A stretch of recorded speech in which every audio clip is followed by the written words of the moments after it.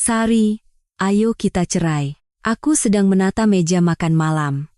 Setelah 30 tahun hidup bersama, kalimat itu terasa lebih ringan daripada piring sambal yang kuletakkan.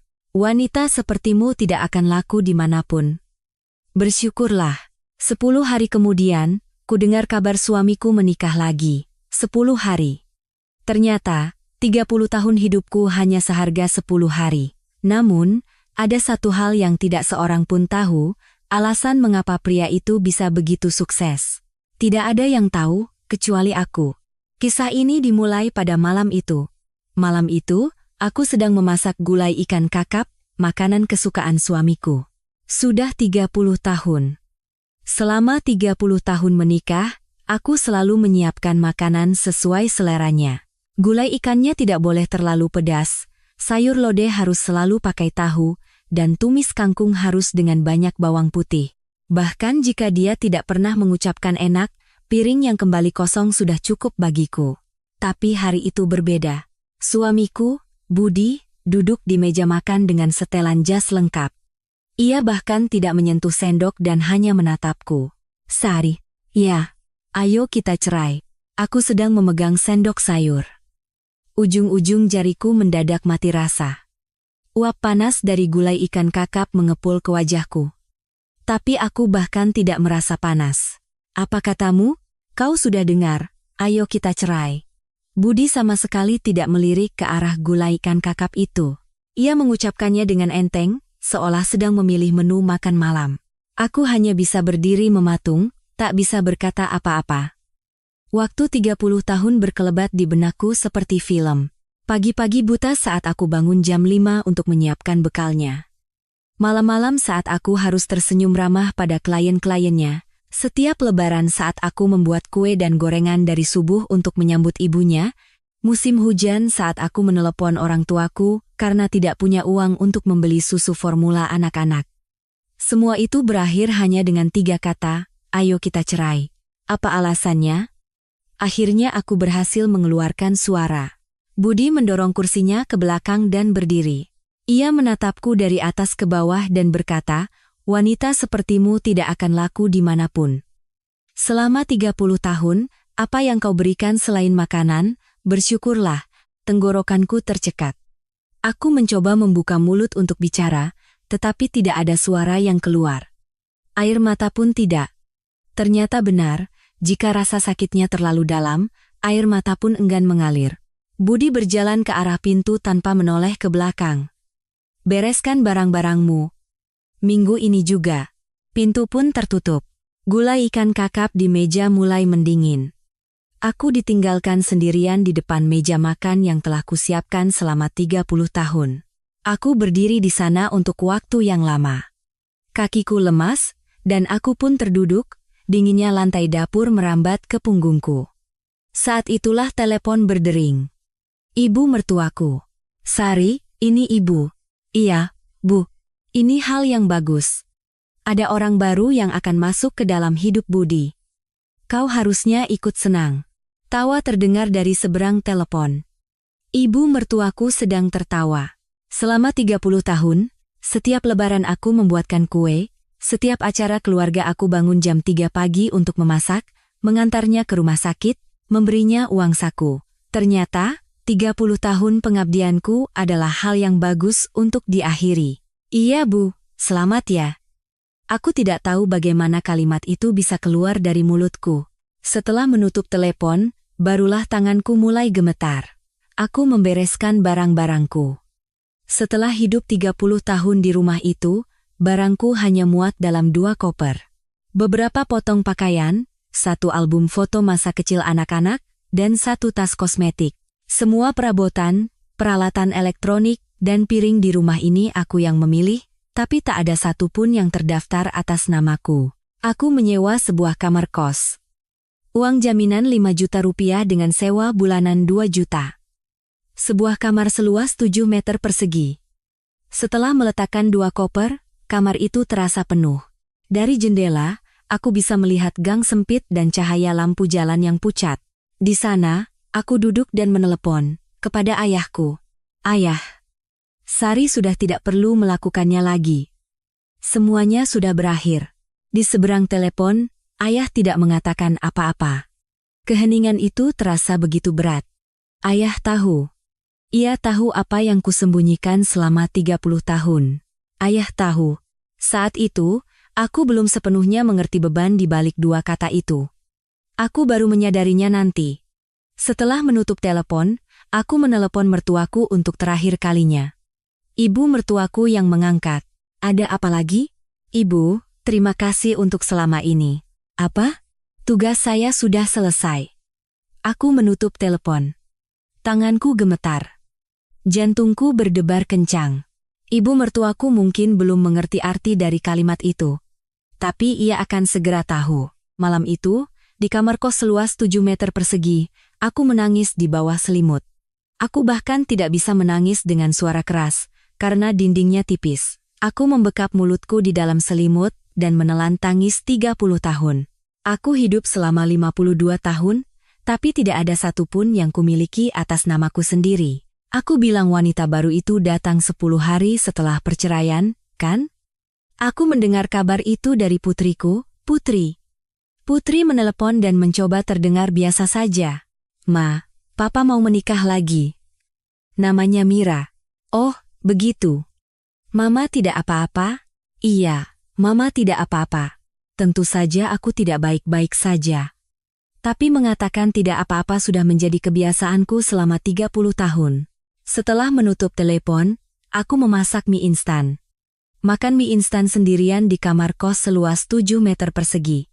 Kuahnya terasa asin, entah karena air mataku yang tercampur, atau karena aku terlalu banyak menaburkan garam. Saat itu, di rumah mertuaku, suasananya seperti pesta. Aku mendengarnya dari Putri nanti. Saat wanita bernama Mira itu datang pertama kali, ibu mertuaku menyambutnya dengan tangan terbuka. Oh, Miraku sayang. Wajahmu cantik sekali. Budi sungguh beruntung. Ibu, mohon bimbingannya. Tentu. Yang sebelumnya itu tidak ada yang becus. Miraku ini jauh lebih baik. Menantu yang selama 30 tahun bangun jam 3 pagi untuk menyiapkan masakan acara keluarga, ternyata adalah yang sebelumnya itu. Setiap lebaran tanganku melepuh karena membuat kue. Saat ibu mertuaku mengeluh lututnya sakit, aku mengantarnya ke tukang urut, dan uang saku untuknya diam-diam kuambil dari tabunganku tanpa sepengetahuan suamiku. Meski begitu, aku tidak pernah sekalipun mendengar ucapan terima kasih. Begitu aku pergi, aku menjadi yang sebelumnya itu. Hidungku terasa perih, tapi aku tidak menangis. Air mataku sudah kering. Wanita bernama Mira itu, begitu masuk, langsung mengubah seisi rumah. Sofa di ruang tamu diganti baru. Sofa yang 5 tahun lalu kupilih bersama Budi. Gorden diganti, piring diganti, bahkan pot bunga yang sudah kurawat lebih dari 10 tahun dibuang. Pot bunga itu adalah hadiah dari Putri saat ia masih SD. Ia membawa pulang bibit dari sekolah, lalu aku memindahkannya ke pot yang lebih besar saat tunasnya tumbuh. Pot itu diletakkan di dekat jendela ruang tamu. Aku merawatnya selama 10 tahun. Dan pot itu dibuang ke tempat sampah. Putri meneleponku sambil menangis menceritakan hal itu. Ma, pot bunga itu kan yang aku bawa pulang. Mama tahu. Kenapa Mama diam saja? Tidak ada yang bisa Mama katakan. Sungguh. Tidak ada yang bisa kukatakan, karena itu bukan lagi tempatku. Namun, setelah itu, hal-hal aneh mulai terjadi. Budi meneleponku. Ini pertama kalinya sejak kami bercerai. Sari, apa kau punya nomor kontak Pak Tirtayasa dari PT Hanum Sari? Kenapa? Tiba-tiba dia tidak bisa dihubungi. Katanya mau memutus kontrak. Jantungku berdebar kencang. PT Hanum Sari. Rekanan bisnis itu adalah perusahaan yang dikenalkan oleh ayahku. Di awal pernikahan kami, saat Budi pertama kali memulai usahanya, ia tidak punya satupun klien. Ayahku menggunakan seluruh jaringannya untuk menghubungkannya satu persatu. PT Hanum Sari, CV Dwijaya, PT Citra Konstruksi, 3 klien inti bisnis Budi semuanya adalah jalur dari ayahku. Budi tidak tahu itu. Karena aku yang memintanya. Di awal pernikahan kami, aku menelepon ayah, diam-diam di malam hari. Ayah, ada yang ingin Sari minta tolong. Apa itu? Tolong bantu dia, tapi jangan sampai ketahuan. Nanti harga dirinya terluka, dia harus merasa semua ini hasil jerih payahnya sendiri. Ayah terdiam cukup lama. Lalu, dengan helaan napas panjang, beliau berkata, "Suamimu itu, apa dia tidak akan tahu?" "Ayah, kumohon." "Baiklah. Ayah akan melakukannya tanpa ketahuan." Itulah yang terjadi selama 30 tahun. Ayah menepati janjinya. Koneksi klien, jaminan pinjaman bank, suntikan dana darurat saat bisnisnya goyah, semua itu adalah permintaanku, semua itu dilakukan oleh ayahku, dan semua itu tidak diketahui oleh Budi. Budi mengira itu semua adalah kemampuannya. Setiap kali bisnisnya sukses, ia akan berkata, "Aku yang membangun semua ini." Setiap kali mendapat penghargaan, ia akan berkata, "Memang aku ini berbeda. Aku hanya bertepuk tangan dari barisan belakang." Tidak pernah sekalipun aku berkata, "Sebenarnya." Tapi sekarang, karena aku sudah pergi, ayahku pun menarik dukungannya. Atas telepon Budi, aku menjawab singkat, "Aku tidak tahu. Aku kan sudah tidak ada urusan lagi." Aku menutup telepon. Malam itu, berbaring di kamar kos, aku menatap langit-langit. Lampu neon berkedip-kedip. Ibuku menelepon. "Sari, apa kau menyesal?" "Aku tidak tahu, Bu." "Memangnya apa salahmu?" "Aku menyembunyikannya selama 30 tahun dari dia." Ibu terdiam lama. Lalu dengan suara pelan, beliau berkata, "Itu bukan salahmu. Kau hanya ingin dia berhasil, kan?" Setelah menutup telepon, aku menarik selimut. Saat itu, di ruang tamu rumah mertuaku, Mira mungkin sedang membuka kantong-kantong belanjaannya. Baju baru, sepatu baru, tas baru, semua dibeli dengan kartu kredit Budi. Ibu mertuaku mungkin menonton dengan senang di sebelahnya. Sementara aku, di kamar kos, menyeruput kuah mie instan. Tapi anehnya, aku tidak merasa sedih. Ada sebuah perasaan yang sangat kecil, sangat halus, muncul dari suatu tempat di dalam hatiku. Perasaan yang baru pertama kali kurasakan. Itu adalah kebebasan. 3 bulan berlalu sejak perceraian. Aku bertahan hidup hari demi hari di kamar kosku. Saat bangun pagi, aku tidak tahu harus melakukan apa. Selama 30 tahun, aku bangun jam 5 pagi, memasak, mencuci, menyetrika jas suami, mengurus anak-anak. Itulah rutinitasku. Tapi sekarang, tidak ada lagi orang yang harus kurus, waktu seakan berhenti. Hari itu pun aku hanya duduk termenung. Telepon dari ayahku datang. "Sari, pulanglah ke rumah. Ada yang ingin ayah tunjukkan." Suara ayah terdengar berbeda dari biasanya. Berat dan mantap. Aku tidak tahu apa yang terjadi, tapi jantungku berdebar. Saat tiba di rumah orang tuaku, ayah sudah berada di ruang kerjanya. Beliau berdiri di depan rak buku, menungguku. Di atas meja kerjanya, ada sebuah tas dokumen dari kulit berwarna coklat. Tas itu sudah usang. Sudut-sudutnya terkelupas dan resletingnya pudar. Tas yang sepertinya sudah berusia 30 tahun. "Duduklah." Ayah menarik kursi untukku, aku pun duduk. Ayah membuka resleting tas dokumen itu. Dari dalamnya, keluar sebuah buku catatan tebal. Sampulnya coklat dengan tulisan hitam, catatan. Di bawahnya, ada tumpukan dokumen dalam map plastik. "Ini apa, Ayah?" "Ini 30 tahun. Ayah membuka buku catatan itu, halaman pertama. 15 Maret 1994. Bantuan modal usaha menantu, Rp50.000. Transfer dari Bank Mandiri. Jantungku mencelos. Ayah membalik halaman. Juni 1995. Meminta Patir Tayasa dari PT Hanum Sari untuk memberikan proyek pada menantu. Diperkenalkan langsung di lapangan golf. November 1997. Suntikan dana darurat Krismon, Rp30.000. Menantu nyaris bangkrut. Februari 1998. Menghubungkan dengan Pak Santoso dari CV Dwi Jaya. Kontrak pengadaan barang berhasil. Mei 2001. Menjadi penjamin pinjaman bank untuk perluasan pabrik menantu. September 2003. Menggunakan koneksi untuk membantu memenangkan tender di PT Citra Konstruksi. Setiap lembar yang dibalik membuat tanganku gemetar. 2007, 2010, 2014, 2018, 2022, tidak berhenti. Selama 30 tahun, tidak ada 1 tahun pun yang terlewat. Catatan itu terus berlanjut. Rekomendasi klien. 12 kali. Jaminan pinjaman. 3 kali. Suntikan dana darurat. 5 kali. Penggunaan koneksi saat krisis. 8 kali. Total nilai bantuan finansialnya saja, sudah angka yang sulit kuhitung. Ayah. Ini kan permintaanku. Ayah menatapku lurus. Kau yang menelepon dan bilang, "Ayah, tolong bantu dia. Tapi jangan sampai ketahuan."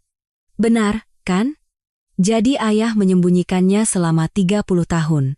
Menantuku tidak pernah tahu, tapi ini bagianku, Sari. Aku yang memintanya, ini yang kulakukan untuk pria itu. Semua yang tertulis di buku ini adalah dirimu. Suara ayah bergetar. Ayahku yang telah hidup 75 tahun, yang biasanya hanya menjawab ayah tahu di telepon, matanya memerah. Aku menatap buku catatan itu. Tahun 1994. Saat itu usiaku 22 tahun. Pernikahanku belum genap setahun. Budi ingin memulai bisnis tapi tidak punya uang. Aku menelepon orang tuaku. Aku malu, tapi tidak ada pilihan lain. Aku berpikir, jika suamiku sukses, aku juga akan sukses. Ternyata ayah mencatat semuanya. Berdasarkan tanggal, jumlah uang, bahkan kepada siapa beliau meminta tolong. Baris demi baris tulisan itu adalah 30 tahun hidup ayahku. Aku membalik ke halaman terakhir buku catatan itu. Ada memo dari ayah, ditulis dengan pulpen dengan tulisan yang sedikit miring. Aku hanya ingin putriku bahagia. Membaca satu baris itu, semua yang kutahan selama ini pecah. Aku menangis sejadi-jadinya. Aku menangis dengan suara keras. Selama 30 tahun, aku tidak pernah menangis seperti ini. Di rumah mertua, di depan suami, di depan anak-anak, aku selalu menahannya. Aku akan masuk ke kamar mandi dan menangis sambil menggigit handuk, atau menangis di bawah selimut sambil membekap mulut. Tapi hari itu, di ruang kerja ayah, di hadapan ayah, aku menumpahkan tangisan 30 tahun. Ayah mengelus kepalaku. Tangan ayahku yang berusia 75 tahun, kasar dan kurus, berada di atas kepalaku. Tangan yang sama saat melepas kepergianku di usia 22 tahun dan berkata, "Hiduplah dengan baik. Menangislah sepuasnya," kata ayah. Setelah selesai menangis, hiduplah untuk dirimu sendiri. Aku menangis sambil memeluk buku catatan itu. Angka-angka di dalamnya bukan sekadar uang, itu adalah cinta ayahku. Dan bukti dari apa yang telah kuberikan pada pria itu selama 30 tahun. Budi tidak tahu keberadaan buku ini. Tapi tanpa buku ini, bisnis pria itu tidak akan pernah ada. Saat aku keluar dari ruang kerja, ayah berkata dari belakang, "Jangan tunjukkan buku itu padanya." "Kenapa?" "Simpan saja. Bukti itu ada gunanya suatu saat nanti." Ayah berkata begitu dan menutup pintu ruang kerjanya. Aku pulang sambil memeluk buku catatan itu. Saat meletakkannya di kamar kosku yang seluas 7 meter persegi, ruangan kecil itu terasa sedikit berbeda. Kemarahan mulai muncul. Untuk pertama kalinya, bukan kesedihan, melainkan kemarahan. Malam itu aku tidak bisa tidur. Aku berbaring dengan buku catatan itu di kamar kos, dan aroma kulit coklatnya tercium di hidungku. Itu adalah aroma ruang kerja ayah. Aku menatap langit-langit. Lampu neon sudah mati, dan cahaya lampu jalan masuk miring melalui jendela. Cahaya itu membuat garis panjang di langit-langit. Aku mengikuti garis itu dengan mataku dan berpikir, kalau saja aku mengatakannya. 30 tahun yang lalu, jika aku tidak berkata pada ayah, jangan sampai ketahuan. Jika saat Budi pertama kali sukses aku berkata, sebenarnya, ayahku yang membantu. Apakah dia akan meremehkanku seperti itu? Tidak, yang lebih menakutkan adalah hal lain. Apakah tindakanku menyembunyikan kebenaran justru yang menghancurkannya? Karena ia mengira semua itu adalah hasil jerih payahnya. Karena ia percaya bisa sukses tanpa bantuan siapapun. Apakah kesalahpahaman itu yang membuatnya menjadi sombong? Meremehkanku, merendahkan istrinya, dan kesombongan bahwa semua ini hasil kerjaku. Apakah semua itu aku yang menanamnya? Memikirkan itu membuat dadaku sesak. Aku tidak bisa bernapas. Aku menyingkap selimut dan duduk. Saat itu jam 3 pagi. Aku berdiri di depan wastafel untuk minum air dan melihat pantulan wajahku di cermin. Sangat menyedihkan. Mata bengkak, pipi tirus. Aku hidup 52 tahun, dan beginilah rupaku. Saat itulah, suara Budi terngiang di telingaku. Wanita sepertimu tidak akan laku dimanapun. Mungkin benar, pikirku. Aku hidup di belakang suamiku selama 30 tahun. Apa yang pernah kulakukan atas namaku sendiri? Tidak punya izin usaha, tidak punya riwayat pekerjaan, tidak punya sertifikat. Aku selalu menjadi istri Pak Budi, Ibu Doni, putri Pak Pramono. Tidak pernah sekalipun menjadi sari. Itu yang paling menakutkan. Hidup selama 52 tahun, tapi aku tidak pernah ada. Aku berbaring lagi, memeluk buku catatan itu. Memo terakhir, ayahku terlintas di benak. Aku hanya ingin putriku bahagia. Tapi, ayah, apakah aku bahagia? Selama 30 tahun, bangun pagi, memasak, menyetrika jas suami, memberi uang saku ibu mertua, mengantar anak-anak les. Sambil melakukan itu, aku menelepon ayah, "Ayah, bulan ini tolong bantu lagi ya." Saat suami menerima penghargaan, aku bertepuk tangan dari barisan belakang. Pulang ke rumah, aku bertanya, "Malam ini mau makan apa?" Aku bahkan sudah lupa apa itu kebahagiaan. Aku hanya sibuk. Setiap hari adalah rentetan tugas, dan setelah menyelesaikannya, hari berakhir, lalu fajar datang lagi. Aku mengulanginya selama 30 tahun. Tapi sekarang, pengulangan itu telah berhenti. Bangun pagi, tidak ada lagi orang yang harus kurus. Barulah saat itu aku mulai melihat diriku sendiri. Kosong. Tidak ada apa-apa di dalamnya. Saat aku terjaga sepanjang fajar, bel pintu berbunyi pukul 7 pagi. Aku membuka pintu, dan ibuku berdiri di sana. Di satu tangannya ada kantong plastik, di dalamnya penuh dengan wadah makanan. Sambal terasi, tumis kangkung, kering tempe. Makanan buatan ibu yang kusukai sejak kecil. "Bu, kenapa jam segini? Pasti kau belum makan, kan?" Ibu masuk ke kamar kosku dan menghela napas. Kamar 1 meter persegi, kardus pindahan, meja lipat, bungkus mie instan. Ibu melihat semua itu dan tidak berkata apa-apa. Beliau hanya berdiri di depan wastafel dan mulai menanak nasi. Aku duduk di tempat tidur, menatap punggung ibuku. Punggung ibuku yang berusia 72 tahun terlihat lebih bungkuk dari sebelumnya. Hidungku terasa perih. Nasi pun matang. Ibu meletakkan nasi dan lauk pauk di atas meja lipat. Beliau meletakkan sambal di atas nasi putihku, seperti saat aku masih kecil. "Makanlah." Aku mengangkat sendok. Aku menyuap nasi, tapi tenggorokanku tercekat dan tidak bisa menelannya. "Bu." "Ya, aku tidak salah, kan?" "Apanya?" "Aku menyembunyikannya selama 30 tahun darinya." Aku meletakkan sendokku. Kalau saja aku bilang, apa dia akan berubah? Apa tindakanku menyembunyikan kebenaran justru menjadi racun baginya?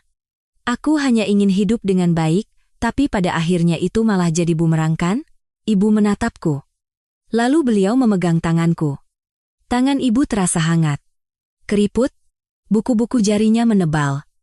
Dengan bintik-bintik penuaan. Tangan seorang ibu berusia 72 tahun. Tapi tangan itulah yang paling hangat. "Sari." "Ya, itu bukan salahmu." Mata ibu memerah. "Sudah cukup kau bersabar selama 30 tahun, sekarang kau malah menyalahkan dirimu sendiri? Orang yang tidak tahu berterima kasih itu yang jahat. Dunia yang salah jika menjadi orang baik dianggap sebuah dosa." Di depan ibu, aku tidak bisa menahannya lagi. Air mataku tumpah, ibu memeluk kepalaku. Aku menangis di pelukan ibu. Tercium sebuah aroma. Aroma sayur lodeh, aroma sabun cuci, aroma ibu saat aku masih kecil. Di dalam aroma itu, 30 tahun hidupku meleleh. Setelah menangis cukup lama, cahaya matahari pagi mulai masuk melalui jendela. Setelah ibu pergi, aku mencuci muka. Aku berdiri di depan cermin, wajah yang kulihat saat fajar tadi masih di sana. Mata bengkak, pipi tirus. Tapi ada satu hal yang berbeda. sorot mataku telah berubah. Aku membuka jendela lebar-lebar. Angin segar masuk. Aku menarik napas dalam-dalam. Sudah lama sekali aku tidak bernapas sedalam ini. Mulai sekarang, hiduplah untuk diriku sendiri, kataku dengan suara keras. Sejak pagi itu, saat aku membuka jendela, sesuatu mulai berubah. Aku menelepon ayah. Ayah, aku mau coba buka usaha. Usaha apa? Warung lauk pauk. Cuma itu yang bisa kulakukan. Selama 30 tahun, aku kan cuma memasak. Di seberang telepon, ayah tertawa. Tawa yang baru pertama kali ku dengar. Bukan tawa gembira, melainkan tawa lega. Bagus. Ayah akan bantu. Tidak, Yah. Kali ini tidak. Apa? Kali ini, aku mau coba dengan kekuatanku sendiri. Tapi, tolong ajari aku ilmunya saja. Cara berdagang. Ayah terdiam lama. Lalu dengan suara rendah, beliau berkata, baiklah, akan ayah ajari. Ayah menepati janjinya.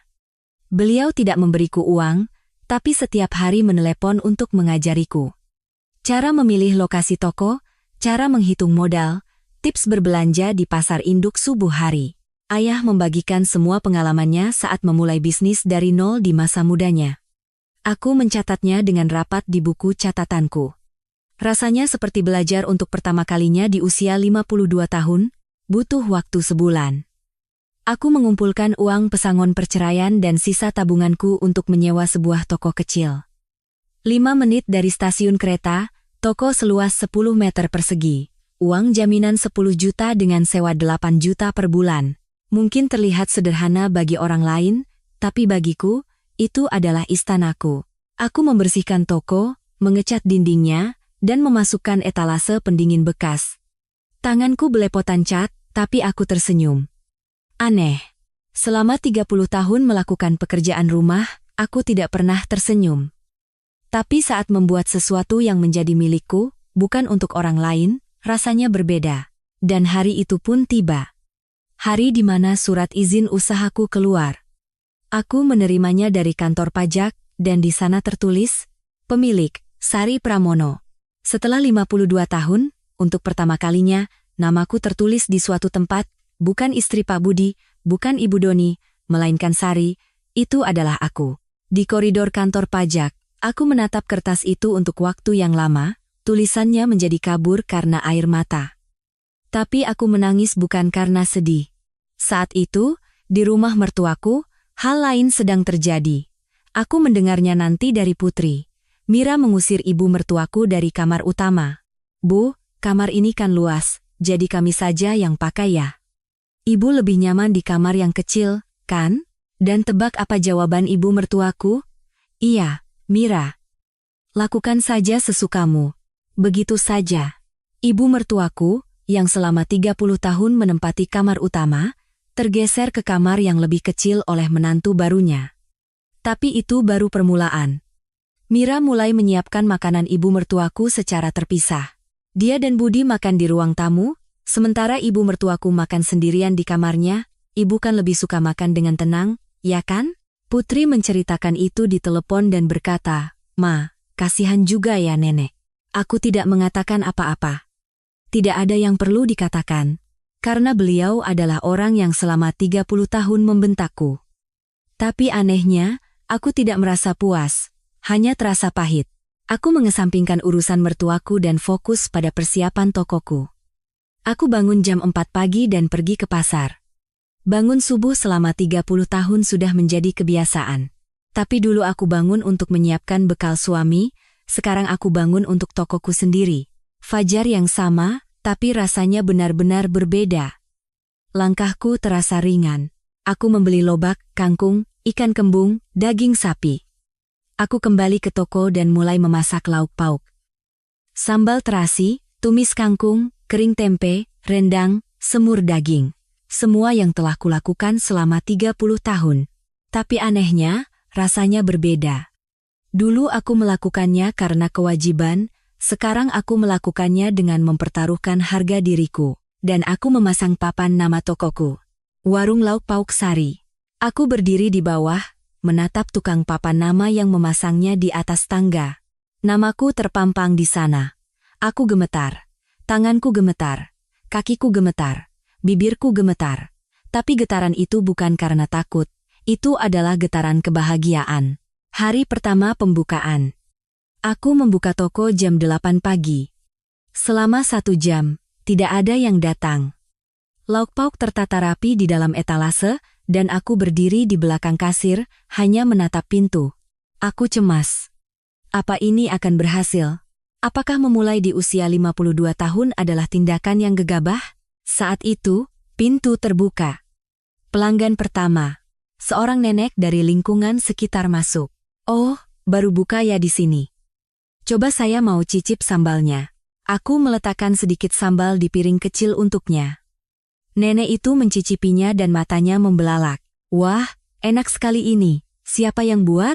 Saya yang buat. Nek, masakanmu enak. Saya beli sambal 2 bungkus sama tumis kangkung 1 ya.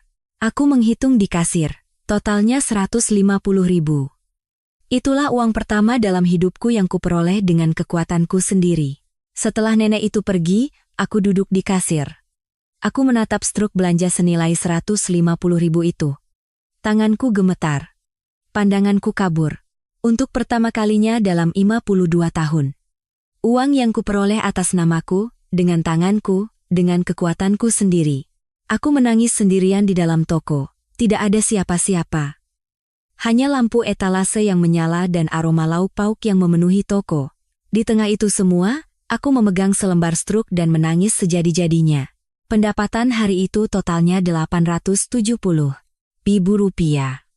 Bukan jumlah yang luar biasa. Tapi 870.000 rupiah.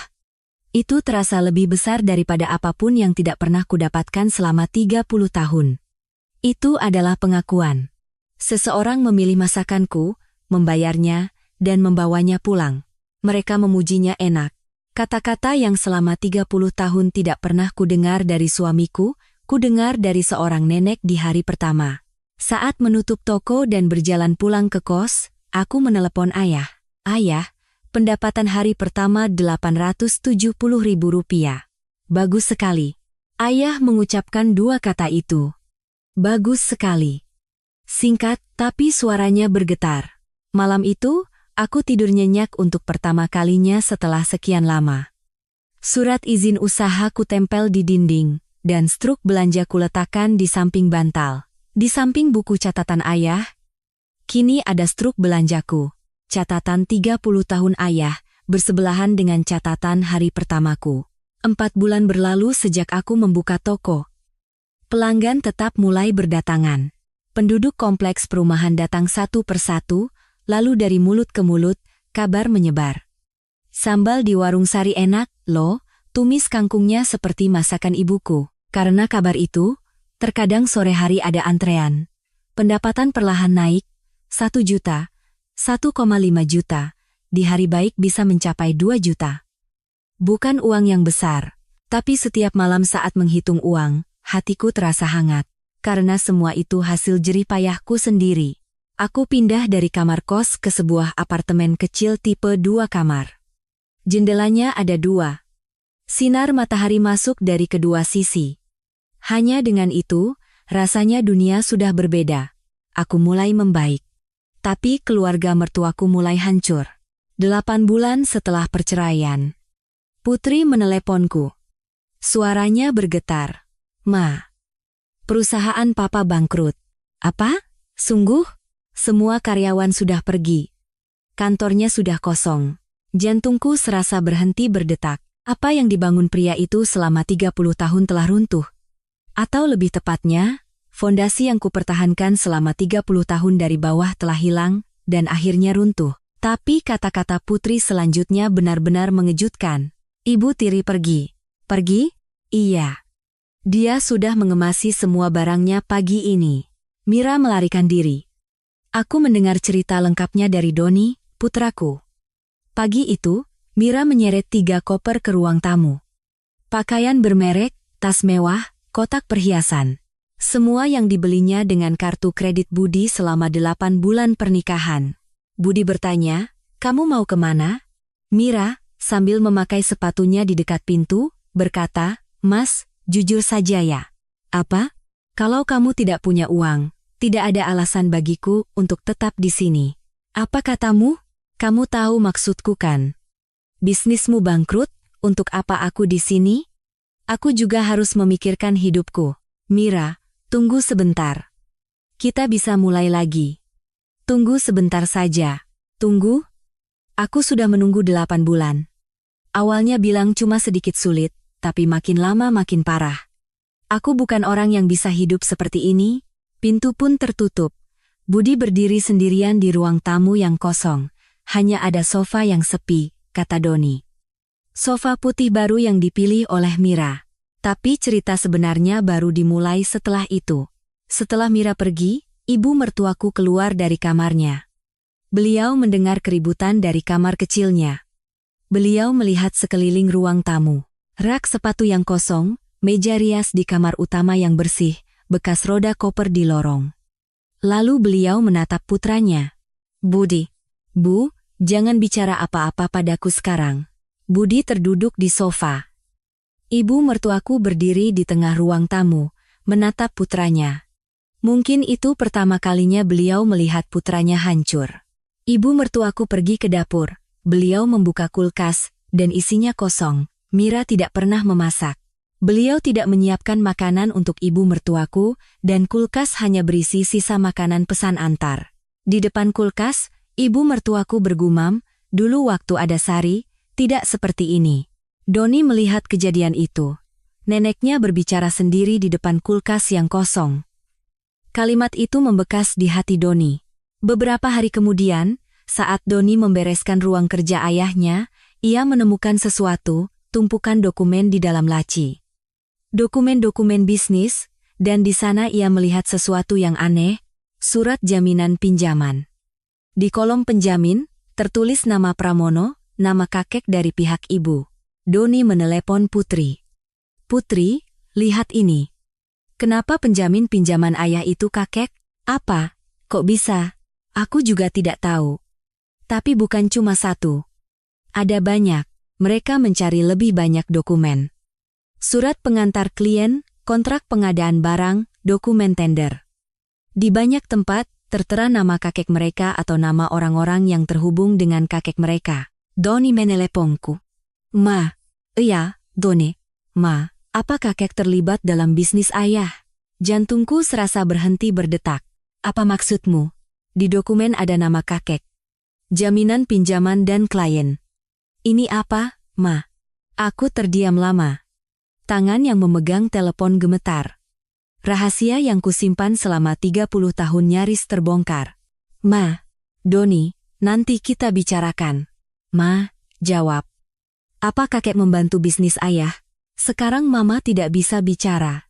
Aku menutup telepon. Tanganku gemetar, aku meletakkan telepon di atas meja kasir. Di dalam toko, aku bersandar di dinding sendirian. Jantungku berdebar kencang. 30 tahun. Aku menyembunyikannya selama 30 tahun. Tapi anehnya, di tengah ketakutan itu, ada perasaan lain yang tercampur. Kelegaan. Beban menyembunyikan rahasia itu terlalu berat. Mungkin sudah saatnya melepaskan beban yang kupikul selama 30 tahun ini, pikirku. Malam itu, Putri menelepon. Ma, Mas Doni membawa dokumen-dokumen itu ke rumah kakek. Jantungku mencelos. Sekarang? Iya. Baru saja berangkat. Aku melepas celemek dan mengunci pintu toko. Aku memanggil taksi. Dalam perjalanan ke rumah orang tuaku, aku menatap keluar jendela. Lampu jalan berkelebat. 30 tahun akan segera berakhir. Saat aku tiba di rumah orang tuaku, sudah terlambat. Doni sudah tiba lebih dulu. Pintu depan terbuka. Suara terdengar dari dalam. Ruang kerja ayah. Kakek, apa ini semua benar? Suara Doni bergetar. Aku berhenti di depan pintu ruang kerja. Kakiku tidak bisa melangkah. Dari celah pintu, aku bisa melihat ke dalam. Doni berdiri di depan meja, dan ayah duduk di kursi. Di atas meja, dokumen-dokumen itu terbentang, dan di samping tas dokumen ayah, buku catatan coklat itu tergeletak. Ayah membuka buku catatan itu. Ya, semuanya benar. Jaminan pinjaman ini, rekomendasi klien, dana darurat, semuanya 30 tahun. Tidak ada tahun yang terlewat.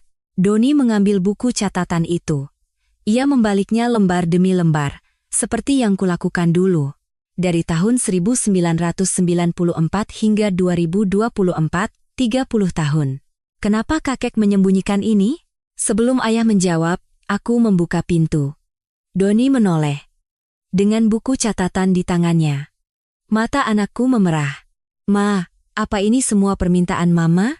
Dadaku sesak. Aku harus menjawab. Aku telah menyembunyikannya selama 30 tahun, sekarang aku harus mengatakannya. Iya, satu kata itu terasa paling berat di dunia. Di awal pernikahan, mama meminta tolong pada kakek. Bantu dia, tapi jangan sampai ketahuan. Karena harga diri ayahmu bisa terluka. Dia harus merasa semua itu hasil jerih payahnya sendiri. Doni meletakkan buku catatan itu. Jadi, kesuksesan ayah bukan berarti ayahmu tidak bekerja keras. Tentu saja dia bekerja keras. Tapi ada yang menopangnya dari bawah. Koneksi klien, jaminan pinjaman, dana saat krisis. Semua itu dilakukan oleh kakek. Atas permintaan mama? Iya. Selama 30 tahun, wajah Doni mengeras. Aku belum pernah melihat anak ini menangis. Saat kelulusan SD, saat tidak lulus ujian masuk universitas, ia tidak menangis. Tapi tangan yang memegang buku catatan itu gemetar, lalu lututnya melemas. Doni, kenapa? Doni berlutut. Bukan di toko, bukan di rumah, melainkan di tengah ruang kerja kakeknya, seorang anak laki-laki berusia 28 tahun berlutut di hadapan ibunya. Ma, maafkan aku. Saat ayah bilang mama tidak akan laku dimanapun, aku tidak mengatakan apa-apa. Saat ibu tiri datang, saat mama membereskan barang, aku tidak melakukan apa-apa. Doni, bangun. Selama 30 tahun mama melakukan semua ini. Untuk ayah, untuk kami, untuk nenek. Mama menyembunyikannya selama ini, tapi tidak ada yang tahu. Doni menundukkan kepalanya ke lantai. Mama adalah segalanya di rumah ini. Bukan ayah, tapi mama. Mendengar kata-kata itu, kakiku lemas. Aku pun terduduk. Di depan anakku, di depan ayahku. Ayah memalingkan wajahnya, melepas kacamatanya dan memejamkan mata. Aku memeluk Doni. Usianya sudah 28 tahun, tapi saat ku peluk, ia masih terasa seperti anak SD. Aku menepuk-nepuk punggungnya, dan aku pun ikut menangis, tanpa suara. 2 hari kemudian. Waktunya menutup toko. Sekitar jam 7:30 malam. Saat aku sedang membereskan wadah lauk terakhir, pintu terbuka. Putri masuk. Dan di belakangnya, ada seseorang. Ibu mertuaku. Jantungku serasa berhenti berdetak. Ibu mertuaku masuk ke dalam tokoku. Beliau melihat-lihat etalase. Sambal terasi, tumis kangkung, kering tempe, rendang. Satu persatu beliau lihat, lalu menundukkan kepala. Ibu, kenapa kesini? Sari. Ibu mertuaku memanggil namaku. Selama 30 tahun, beliau hanya memanggilku, hei, kamu, atau dia. Ini pertama kalinya. Beliau memanggil namaku, aku yang salah. Ibu mertuaku membungkukkan badannya. Ibu mertuaku yang berusia 78 tahun, yang lututnya sakit karena radang sendi sehingga tidak bisa berlutut, beliau membungkuk sebagai tanda permintaan maaf. Selama 30 tahun, kamu yang mengurus rumah ini. Makanan, kebersihan, acara keluarga, uang saku. Tapi aku tidak pernah sekalipun berterima kasih. Ibu, sudah cukup. Setelah Mira datang, aku baru sadar. Apa itu menantu yang sebenarnya? Selama 8 bulan, apa yang dia lakukan? Tidak pernah memasak, mendorongku ke kamar kecil, dan kulkas hanya penuh dengan sampah makanan pesan antar. Suara ibu mertuaku bergetar. Dulu waktu kamu ada, kulkas selalu penuh. Bangun pagi, tercium aroma sayur lodeh. Saat lebaran, aroma kue memenuhi rumah. Semua itu adalah kamu. Ibu mertuaku menangis. Aku baru pertama kali melihatnya. Selama 30 tahun, aku tidak pernah melihat ibu mertuaku menangis. Maafkan aku, Sari. Aku terlambat. Toko menjadi sunyi. Hanya suara mesin pendingin etalase yang berdengung. Putri menangis di dekat pintu. Aku mengelap tanganku dengan celemek dan mendekati ibu mertuaku. Ibu, tegakkan badan ibu. Saya memang pernah membenci ibu. Karena selama 30 tahun saya tidak pernah dihargai. Tapi sekarang sudah cukup. Ibu mertuaku mengangkat kepala. Matanya merah dan bengkak. Lain kali datang saja, Bu. Nanti saya siapkan sambal kesukaan ibu. Saya tahu selera ibu. Ibu mertuaku memegang tanganku. Tangan yang kurus. Tangan seorang wanita 78 tahun yang terasa seperti hanya tulang belulang. Tangan itu menggenggam tanganku dengan erat.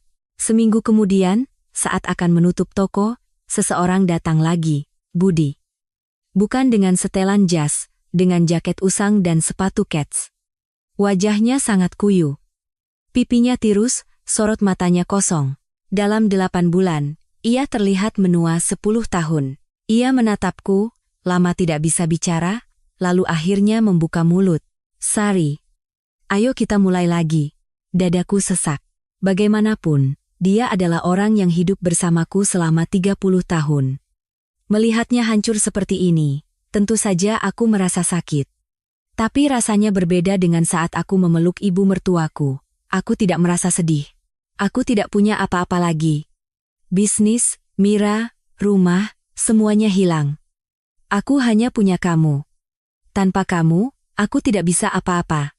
Mendengar kata-kata itu, aku teringat saat aku menelepon ayah di malam hari 30 tahun yang lalu. Ayah, tolong bantu dia. Tapi jangan sampai ketahuan. Dia harus merasa semua ini hasil jerih payahnya sendiri. 30 tahun yang lalu, aku menyembunyikannya agar dia tidak hancur. Agar harga dirinya tidak terluka, agar dia tidak sakit hati. Tapi yang kudapat sebagai balasan adalah, wanita sepertimu tidak akan laku dimanapun. Mas Budi. Aku tidak melepas celemekku. Di tokoku, di tempatku, aku berkata, saya akan menjalani hidup saya sendiri sekarang. Sari, saya tidak menyesal telah menyembunyikannya selama 30 tahun. Saat itu, saya pikir itu adalah cinta. Tapi sekarang, saya tidak akan bersembunyi lagi. Saya akan hidup dengan nama saya sendiri. Air mata menggenang di mata Budi. Aku melihat air mata itu. Orang yang selama 30 tahun tidak pernah menangis. Tapi kali ini, aku tidak goyah. Semua yang ada di sini, saya yang membuatnya. Sendirian. Tidak ada yang membantu. Saya tidak meminjam uang dari ayah. Untuk pertama kalinya, saya membangunnya dengan kekuatan saya sendiri. Budi melihat sekeliling etalase. Sambal terasi, tumis kangkung, kering tempe, gulai ikan. Lauk pauk yang selama 30 tahun kusajikan di meja makannya. Lauk yang sama, tapi sekarang memiliki namaku. Hiduplah dengan baik, Mas Budi. Saat kalimat itu keluar dari mulutku, 30 tahun telah berakhir. Budi keluar dari toko. Pintu kaca tertutup. Punggungnya terlihat. Punggung yang sama saat 8 bulan lalu berkata ayo kita cerai dan pergi dari rumah. Kali ini, aku yang melepaskannya. Pintu tertutup, dan aku sendirian di toko. Di atas etalase, lampu papan nama warung lauk pauk Sari menyala. Aku mengencangkan kembali tali celemekku. Besok, aku harus bangun jam 4 pagi lagi. Aku harus pergi ke pasar. Aku sendiri. 3 tahun telah berlalu. Jam 4 pagi, alarm berbunyi dan aku membuka mata. Sekarang, aku bisa bangun tanpa alarm, tapi sudah menjadi kebiasaan untuk tetap memasangnya. Kebiasaan yang kumulai di usia 52 tahun berlanjut, hingga kini di usia 55 tahun. Aku bangun, mencuci muka, dan menatap cermin. Keriputku bertambah. Di sudut mata, di dahi, di mulut. Tapi ini bukan wajah yang kulihat di kamar kos 3 tahun lalu, dulu, wajah itu kosong. Sekarang berbeda. Mataku berbeda. Itu adalah mata yang hidup. Aku berangkat ke toko, tapi bukan lagi toko seluas 10 meter persegi. Warung lauk pauk Sari kini punya 3 cabang.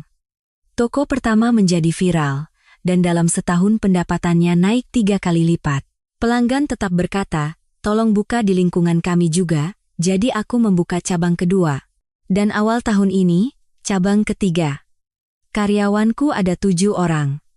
Semuanya ibu-ibu yang kulatih sendiri. Ayah pernah bertanya, "Tidak mau coba sistem waralaba?" "Belum, Ayah. Aku hanya mau membuka cabang sebanyak yang masih bisa kuawasi sendiri rasanya." Ayah tersenyum. Ayahku yang dulu hanya berkata ayah tahu, kini lebih sering tersenyum. Saat tiba di toko, Doni sudah datang lebih dulu. Anak ini sudah 3 tahun membantu di toko. Awalnya ia membantu mengantar pesanan. Sambil bekerja di kantor, sepulang kerja ia mengantar pesanan. Aku bilang tidak perlu, tapi ia tidak mau dengar. "Ma, utangku 30 tahun. Setidaknya aku harus membantu antar pesanan untuk membayarnya." Lalu, ia keluar dari kantornya dan berkata ingin mengelola toko. Aku menolaknya. Anakku yang bekerja di perusahaan besar, masa mau mengurus warung lauk? Tapi Doni berkata, "Apa yang Mama bangun, akan aku kembangkan. Kali ini, giliranku membantu Mama." Mendengar itu, aku menangis. Lagi-lagi aku menangis. Usia sudah 55 tahun, tapi air mataku tidak pernah kering. Sekarang, Doni mengelola cabang kedua dan ketiga. Ia mengurus perhitungan modal dan logistik. Ilmu berdagang yang kudapat dari ayah, kini kuajarkan kembali pada Doni. Meskipun ayah juga sering turun tangan, katanya mau mengajari cucunya langsung. Putri mengurus media sosial. Ia membuat akun Instagram Warung Lauk Pauk Sari, dan pengikutnya sudah lebih dari 20.000. Putri memotret lauk paukku dengan cantik dan mengunggahnya. Di kolom komentar, banyak yang menulis, "Seperti masakan ibuku. Bisa kirim paket?" Di bawah foto masakanku, orang-orang berkomentar, "Kelihatannya enak. Masakan ibu memang yang terbaik." Selama 30 tahun memasak, aku tidak pernah mendengar kata enak. Tapi sekarang, 20.000 orang yang tidak kukenal mengatakannya. Minggu sore, setelah toko tutup, aku pergi ke rumah orang tuaku. Aku berjalan-jalan dengan ayah. Di belakang kompleks perumahan, ada taman kecil. Bunga-bunga sedang bermekaran. Ayah berjalan pelan dengan tongkatnya. Usianya sudah 78 tahun. Langkahnya lebih lambat dari 3. Aku berjalan menyesuaikan langkah ayah. "Sari." "Iya, Ayah." "Buku catatan itu masih kau simpan?" "Iya, ya, tidak aku buang." "Tidak perlu dibuang. Tapi sekarang, tulislah buku catatan yang baru." Ayah menatap bunga-bunga di atas dan berkata, "Kali ini, dengan namamu sendiri." Hidungku terasa perih mendengar itu. Aku memegang lengan ayah. Lengan yang kurus. Tapi lengan itulah tiang yang menopangku selama 30 tahun. "Ayah, terima kasih." "Untuk apa?" "Untuk semuanya." Ayah tidak berkata apa-apa, beliau hanya terus berjalan. Kelopak bunga tertiup angin dan jatuh di bahu ayah. Aku menepisnya dengan lembut. Ibu mertuaku sesekali datang ke toko. Sebulan sekali atau 2 kali, diantar oleh Putri. Saat beliau masuk, aku menyapanya, "Ibu, datang?" "Iya." "Minta sambalnya." Hanya itu. Tidak banyak bicara. Tapi ibu mertuaku yang 3 tahun lalu memanggilku dia, sekarang datang ke tokoku dan meminta sambal. Itulah cara beliau meminta maaf. Datang setiap bulan, untuk membeli lauk pauk. Suatu kali, saat aku membungkuskan sambal, ibu mertuaku memegang tanganku.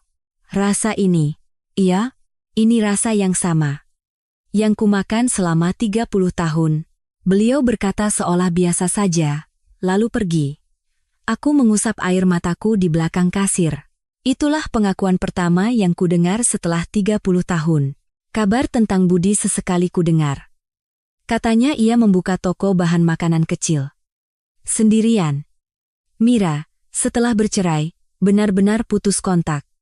Tidak ada yang tahu kemana ia pergi. Suatu kali, Putri bercerita, "Ma, ayah lewat depan toko kita." "Oh ya." Dia berdiri lama melihat papan nama, lalu pergi begitu saja. Apakah hatiku sakit? Jujur saja, sedikit. Bagaimanapun, dia adalah orang yang hidup bersamaku selama 30 tahun. Tapi aku tidak ingin kembali. Karena sekarang, aku punya tempatku sendiri. Pagi ini pun aku bangun jam 4. Berbelanja di pasar, memasak di toko, menyapa pelanggan tetap, menghitung pendapatan bersama Doni, memeriksa foto Instagram yang dikirim Putri. Hari yang sibuk. Dalam perjalanan pulang setelah menutup toko. Bukan lagi ke kamar kos. Sekarang aku tinggal di apartemen kecil tapi bersih. Saat membuka pintu, ada perabotan yang kupilih sendiri, pot bunga yang kurawat sendiri, dan sertifikat hak milik atas namaku di dalam laci. Aku duduk di sofa dan merenungkan hariku. Usia 55 tahun, 3 tahun setelah bercerai. 3 warung lauk pauk, 7 karyawan. Putraku mengelola bisnis, putriku mengurus media sosial. Ayahku sehat, ibuku setiap minggu mengirimkan masakan. Ibu mertuaku sebulan sekali datang ke toko. Sari yang berusia 22 tahun, yang 30 tahun lalu menelepon ayahnya dan berkata, "Ayah, jangan sampai ketahuan, kini di usia 55 tahun, berdiri di bawah papan nama dengan namanya sendiri. Orang bilang, balas dendam terbaik adalah hidup dengan baik. Tapi bagiku, ini bukan balas dendam. Ini adalah pertama kalinya aku menjalani hidupku sendiri. Nama yang tertulis di surat izin usaha, nama di papan nama yang tercetak di struk belanja. Semuanya adalah Sari. Namaku yang kutemukan kembali setelah 52 tahun. Terlambat? Tidak. Tidak ada kata terlambat. Saat kau menemukan tempat untuk berdiri dengan namamu sendiri, saat itulah permulaan yang sebenarnya. Untuk kalian juga. Ini belum terlambat. Mulailah sekarang.